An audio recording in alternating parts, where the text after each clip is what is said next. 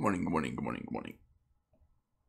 The LifeBlood is arriving, guys. Man, Neo was a good pick.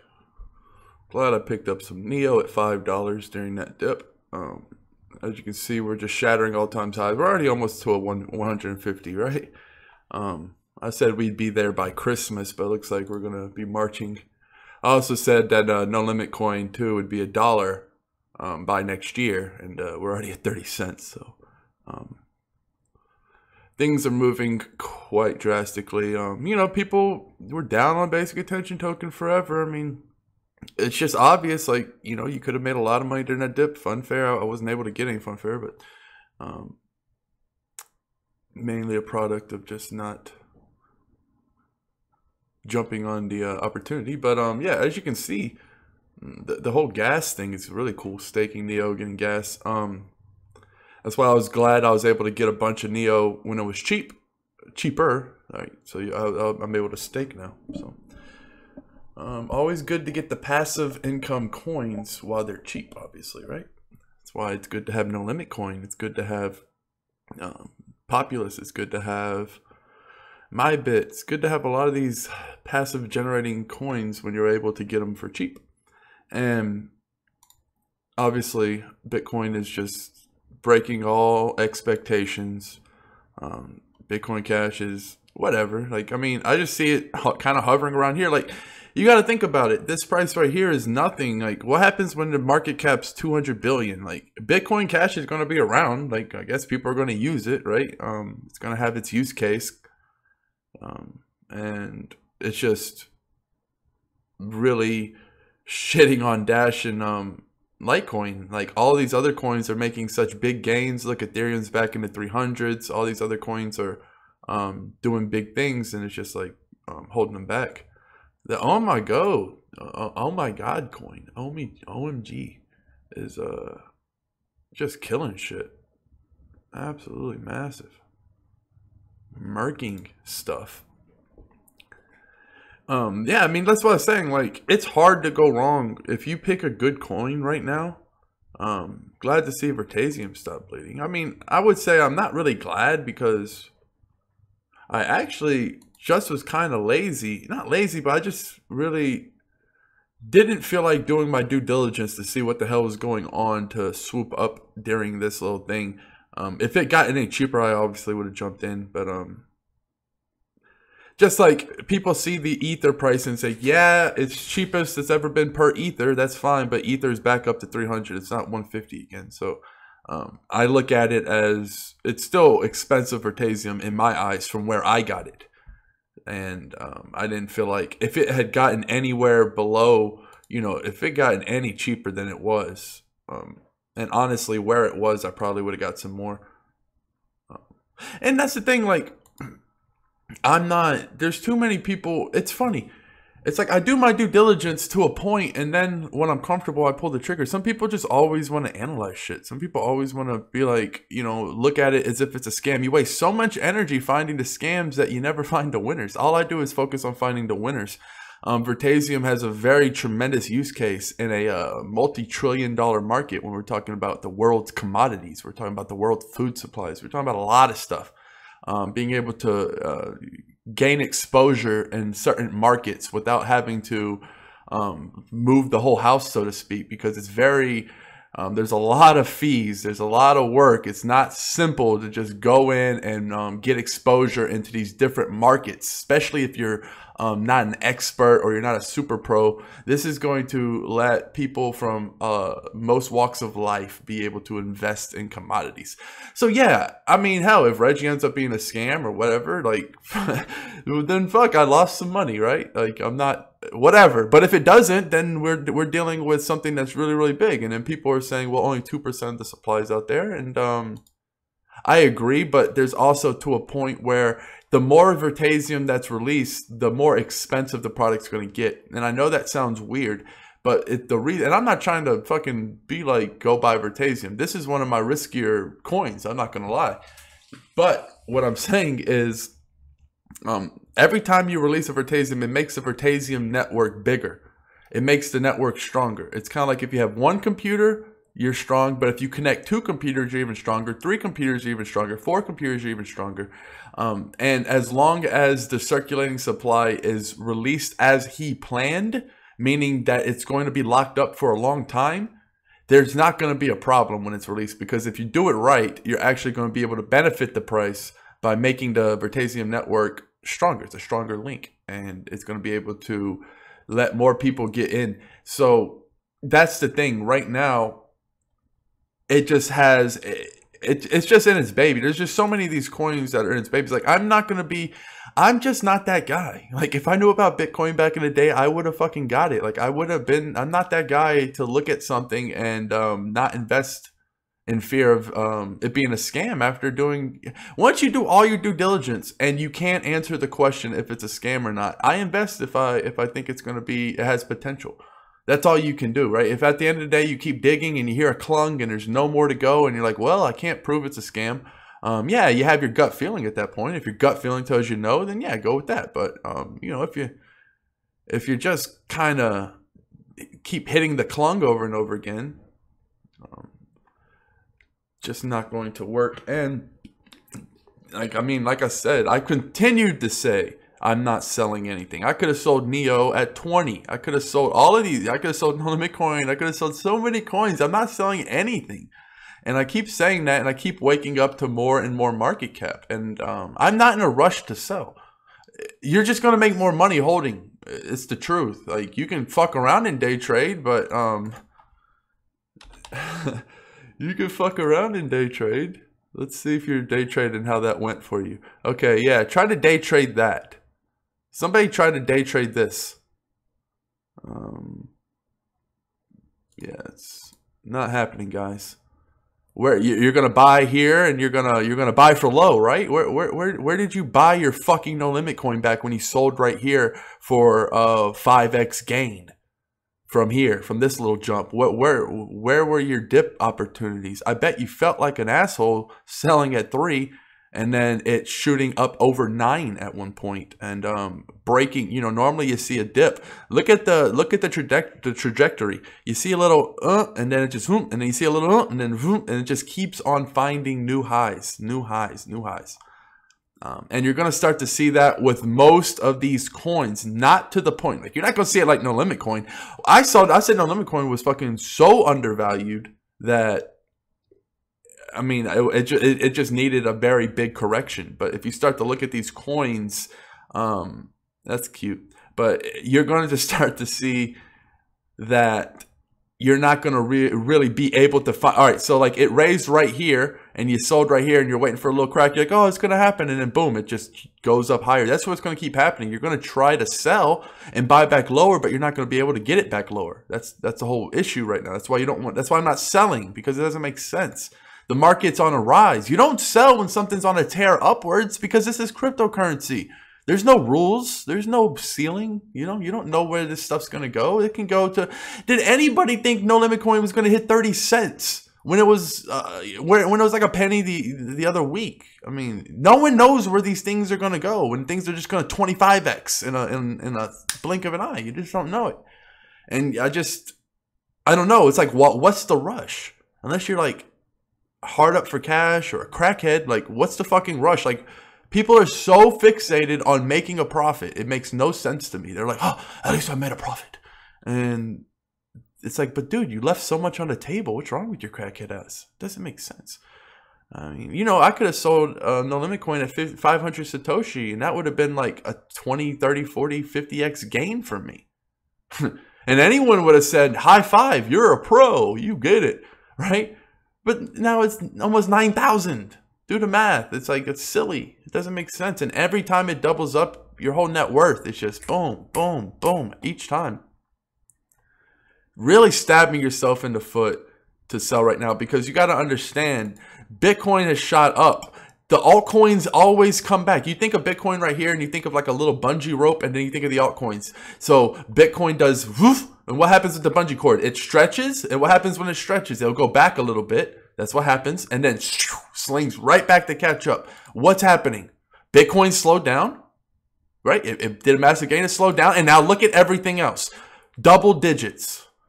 No limit coin was in triple digits. So not a surprise, guys. And this is going to hit 150. So where do you think these coins are going to be if there's another $25 billion in the market? Where do you think basic attention token is going to be? Where do you think no limit coin is going to be? Where do you think all of these coins are going to be when the market has that much money to play with? You know, people, it's like there's extra money going around. So it's just going to be soaked up by all of these coins. And I don't know, there's just some people that, like, I get a lot of questions. People will say, how do you, like, you gain money, but how do you stay motivated? And I have to put it like this. You have to live like there's a gun to your head. If you don't live like there's a gun to your head, then you're going to slack off. It's that simple. And that's the crazy thing about human nature. We can sit here, and if there was a gun to our head, we would do perfect every single time. It's kind of like, you can use that analogy. People only put the guns only to the people's head when they have to. Then when they have to, you can think of it like a gazelle. The gazelle only runs when the tiger is chasing it. But when the tiger is not chasing it, it doesn't need to run because it could settle for the food right underneath it. The tiger has to get up, and it has to be hungry. The gun is always to the tiger's head because the tiger knows if it doesn't go and get its food, its family and him will starve. Right? So there's a lot of people out there who are gazelles. The gun's not to their head unless they're at work. Right? That's when the tiger comes, when the boss is looking at you. That's when you fucking step up your game. But as soon as the boss isn't looking, you slack. And that's really bad for your neuronal pathways. You have to understand, when you do something over and over again, you become better at it. And a lot of people let their minds become like a shitstorm, and they let their emotions fool them. That's why you need principles every day. One of my biggest principles is every day I create value. No matter how I feel, my feelings aren't real. At the end of every feeling is nothing, but at the end of every principle is a promise. If I say I want to create and better myself every single day, I'm going to go to the gym X amount of times, no matter what. Principle. I'm going to wake up and I'm going to create value today. Principle. I'm going to go for it. Principle. If you do that every single day, it doesn't matter, because if you live in your emotions, it's like, think of your principles like an umbrella in a storm. Right? The principles are going to keep you dry. They're going to keep you out of the weather. However, if you don't have your principles, it's like you're looking up into the rain and you're just getting blinded in the storms and all the chaos, and you just don't, you let your emotions fool you. It's trickery. Your emotions aren't real, and they're fickle, and they can change in a blink of an eye. They're not reliable. They don't have your back. They're not consistent. They make no sense. They're erratic, and they can come and go. They're very spontaneous, and you can't predict them. You don't want to live life like that. You want to be able to have your principles. It's like digging a spike into the ground, and every day you say, this spike is here and it's not moving, and tomorrow I'll lift it and I'll put it a few feet further down, and that's my principle. And no matter how much, I wake up sometimes and I have doom and gloom. I've had a pretty shitty life. I've had a lot of tough things that happen to me. I have the trauma in shallow water. What does that mean? That means I was a deep boat out at sea, and my boat almost catapulted. It almost collapsed. It almost flipped. I almost lost my life many times. I didn't think I was going to make it through the storm. There were some times where you're just suffering, and the only way out is meditation. And you get through that storm, and when you get in shallow waters, you look down and you're in the boat, and even though it's sunny and the birds are chirping, you still have the anxiety, the fear, the what if, the deep waters you survived, trauma throughout the rest of your life, like ripples in a water. If you think of a rock hitting the water, it creates motion. That's the impact in your life, the travesty, the hurdle, what you had to get over. Then the water smooths out. However, you have these little ripples that ripple throughout, and they keep going long after the crash is gone. And that's what you feel with this anxiety when you feel like you need to panic sell, or you don't know.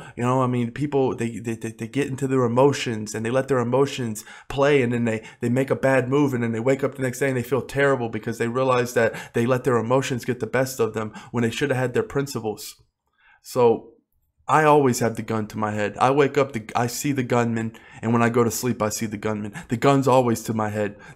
I'm always on my game, 110%. I never, ever stop. There is no finish line. It's a constant. The finish line I won't know because I'll be dead far after I stop. Running in my death, never stopping. It's just, you gotta, and there's nothing wrong with being a gazelle. And there's nothing wrong with wanting a mediocre life. And mediocre is not a bad term. There is no bad. There is no good. There's none of that. Whatever you want to be, you just have to be true to yourself. Don't try to be a go-getter when you feel like doing nothing. If you can do nothing all day and be happy, that's you. Be that person. I can't do that. I can't not do anything all day and be happy. That's suffering for me. If you're sitting around all day and you're like, I wish I could do this, I wish I could do that. One of the main reasons you know you're not where you are is when you can look at somebody.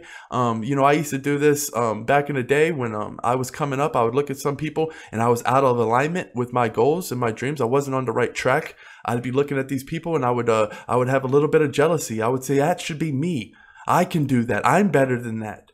How can they be so powerful and so rich? And I know I can do that. But you only have that feeling when you're off track. That means you're off alignment. You're not true to what you really believe. So you only have that jealousy because you fear that you can never get there, because there's this giant 100 Bitcoin cell wall blocking you from your dreams, and you don't understand. You have to think of it like you're a blind man in a room and there's just a little sliver in the wall, and you have to keep hitting the wall, and eventually you're going to get through that sliver. But it's the moment you stop, the moment you're going to get lost forever.